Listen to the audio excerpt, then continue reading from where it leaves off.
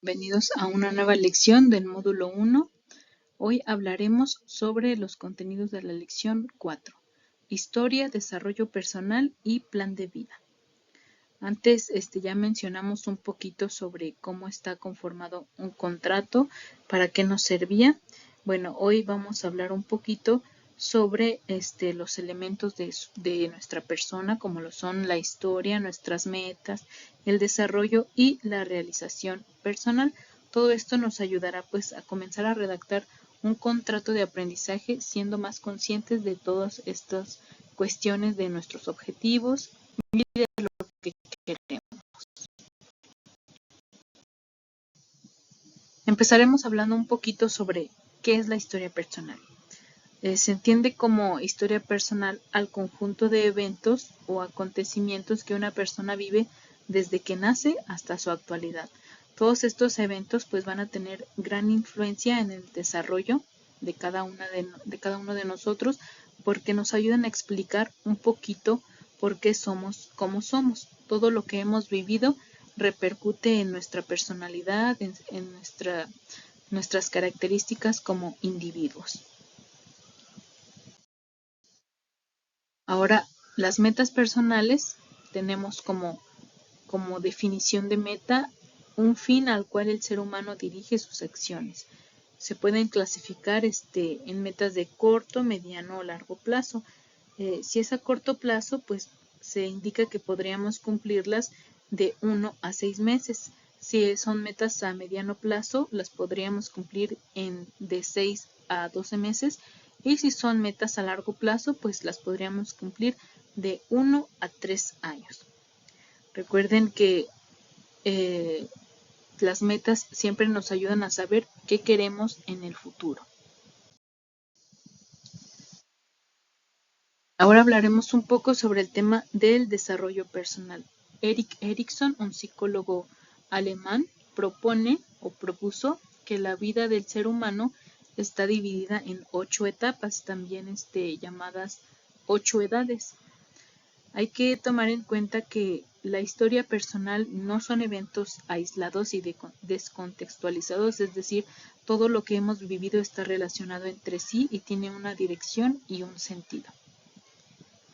Erik Erikson comenta que dentro de cada una de estas edades que él menciona, la identidad personal o la personalidad de cada individuo se va construyendo. Conforme vamos viviendo ciertas etapas, pues vamos construyendo cómo somos. Él también menciona que cada etapa puede estar definida por una polaridad, es decir, podemos irnos hacia un extremo o hacia otro dependiendo de aquellos estímulos que estemos viviendo en ese momento. Etapas que propone Erik Erikson en su teoría del desarrollo personal, empezaríamos con la etapa de infante, que se define por confianza o desconfianza. En esta etapa se van a crear los vínculos afectivos que den sensación de confianza física. El vínculo más cercano que tiene el ser humano en esta etapa es con la madre. La naturaleza de este vínculo pues va a definir un poco las relaciones o la naturaleza de las relaciones que va a tener en su vida. En el caso de que no se desarrollase bien esta confianza, pues va a haber sensaciones de vulnerabilidad y desconfianza sobre todo. Cuando sí se desarrolla correctamente, pues hay sentimientos de seguridad, de aceptación y de satisfacción emocional, y el infante vive rodeado de un sentimiento de amor y seguridad. Esta etapa se da de los 0 a los 12 meses o al año. Enseguida tenemos la etapa de autonomía o de vergüenza y duda. En esta etapa es cuando los niños empiezan a explorar el mundo, empiezan a desarrollar y a controlar un poco su cuerpo. Aunque el desarrollo es lento, pues también es progresivo. Se crea un yo más fuerte y se hacen un poco más autónomos, pues empieza un poquito esta separación de la madre. Y aquí se desarrolla el comenzar a tratar de ser más independientes. Enseguida tenemos la etapa de la iniciativa o la culpa. En esta etapa se va a dar un gran desarrollo de la creatividad, se va a empezar a manipular un poco el entorno que lo rodea y pues el niño se va a notar con más energía. También se desarrolla un poco más el lenguaje, la curiosidad y pues empieza todo este juego de roles donde cada quien asume el rol que le toca. Si en esta etapa el niño recibe los estímulos que no son adecuados, pues va a haber una gran represión, va a tener sentimientos de culpa y se va a sentir desprotegido. También podrían crearse emociones de celos y rivalidad. Esta etapa se da de los 3 a los 5 años. Enseguida tenemos la etapa de laboriosidad-inferioridad. En esta etapa, que se da de los 4 hasta los 12 o los 13 años, pues el niño empieza a convivir, a vivir en sociedad, tiene más conciencia de lo que lo rodea, de sus acciones, empieza a conocer un poquito cómo se desarrolla el mundo, que hay, por ejemplo, reglas que hay que seguir, se adapta al aprendizaje escolar, es cuando están los niños en la primaria, imita casi siempre conductas que ve, y normalmente pues sigue los lineamientos que le demandan los adultos. Todo esto para que pueda ser reconocido y le crece en él el sentimiento de competencia, destreza e inteligencia. Aquí también empiezan los sentimientos de inferioridad y dependencia, y si tiene los estímulos inadecuados, pues su autoimagen, su autoestima podría verse aquí empobrecida. Enseguida tenemos la etapa de búsqueda de identidad o difusión de identidad. Aquí cada individuo busca su identidad propia y le importa mucho cómo lo ven los demás. Esta etapa se da en la pubertad y en la adolescencia. Algunas crisis de la infancia podrían reavivarse, que sin embargo pueden ser resueltas con otro tipo de habilidades que se cuentan ya siendo un poquito más grandes. Las experiencias emocionales son bastante sensibles, pues se confrontan sentimientos nuevos, se busca la pertenencia a grupos. Aquí es cuando cada quien busca como su lugar. Enseguida tenemos la etapa de intimidad contra aislamiento. Aquí lo que se busca es ser cercano a otros y pues tener una cierta intimidad. Esta etapa se da de los 20 a los 25 años, es la adultez temprana. Aquí se establecen relaciones más íntimas y más satisfactorias, normalmente con más responsabilidad y compromiso. Se da el respeto al otro cuando se tiene, por ejemplo, cierto tipo de relaciones.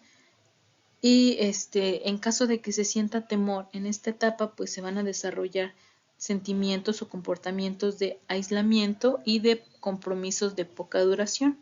Todo depende de cómo se vaya desarrollando el humano en esta etapa. Como etapa número 7 tenemos la etapa de generatividad contra estancamiento, que se da pues de los 25 a los 60 años. En esta etapa pues se busca un equilibrio entre la productividad y el estancamiento. Es cuando se desarrollan las carreras profesionales, cuando se forman las familias y se cuenta ya con un plan de vida. Se busca un compromiso personal y un compromiso social. Se crea también un sentimiento de generosidad para con los otros y de productividad. Cuando una persona siente que no es productiva, se siente estancada y sin ganas de seguir adelante. Este sería el polo negativo de esta etapa. Como última etapa tenemos la integridad contra la desesperación, que se da en los adultos mayores, es decir, de los 60 años en adelante.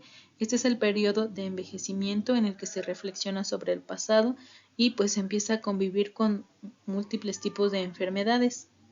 Se mira todo lo que se ha avanzado y todo lo que se ha dejado de hacer, y es cuando el sujeto empieza a sentirse conforme con su proyecto de vida o desafortunado por no haber logrado todo aquello que pretendía o que tenía planeado. Entonces, o bien se puede llegar a una etapa de integridad y satisfacción o a una etapa de desesperación y depresión. Y bueno, estas son las etapas de la vida de las que nos habla Erik Erikson. Enseguida tenemos otro personaje importante, Abraham Maslow. Él nos habla sobre la realización personal. Maslow, un psicólogo americano nacido en 1908, es el padre de la psicología humanística y creador de la famosa pirámide de necesidades de Maslow. Según él, la autorrealización es el logro máximo de las satisfacciones de las necesidades humanas. Es el desarrollo del potencial humano, aceptación de sí mismo, de fortalecer la espiritualidad, los conocimientos, las buenas relaciones interpersonales y vivir bajo el concepto de la felicidad. Según él, podemos nosotros alcanzar la autorrealización cuando estamos en un proceso de constante elección. Todas estas elecciones pues nos van a permitir desarrollarnos, siempre y cuando prestemos atención y seamos honestos con nosotros mismos, eligiendo sabiamente todo aquello que queramos hacer.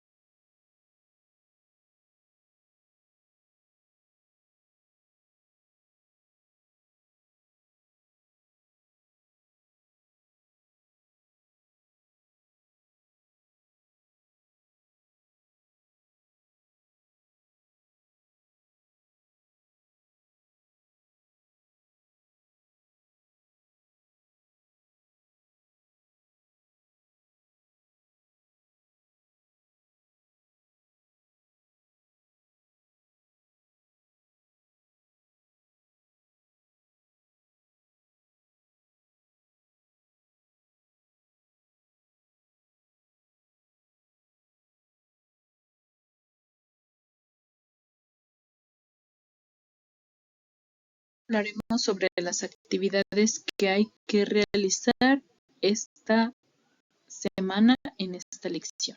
En la primera actividad habrá que insertar o dibujar la imagen de una pirámide de Maslow, como ya la hemos visto antes.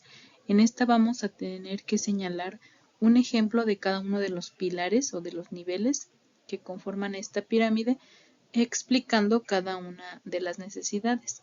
Ya aquí tenemos, por ejemplo, necesidades fisiológicas, como lo son comer, ir al baño o respirar. Posteriormente, ustedes van a señalar en qué nivel de la pirámide se encuentran actualmente y explicar cómo lograron avanzar hasta este nivel. Enseguida van a desarrollar las actividades 1 de la página 19 a 22, actividad 2 de la página 23 y 24 y actividad 3 de la página 27 y 28 de su libro de texto de la información al conocimiento. Recuerden que si no pueden desarrollar estas actividades en un procesador de texto, pueden realizarlas a mano y subir esa foto. Y bueno, eso sería todo por esta lección. Agradezco mucho su atención y nos vemos en la próxima lección.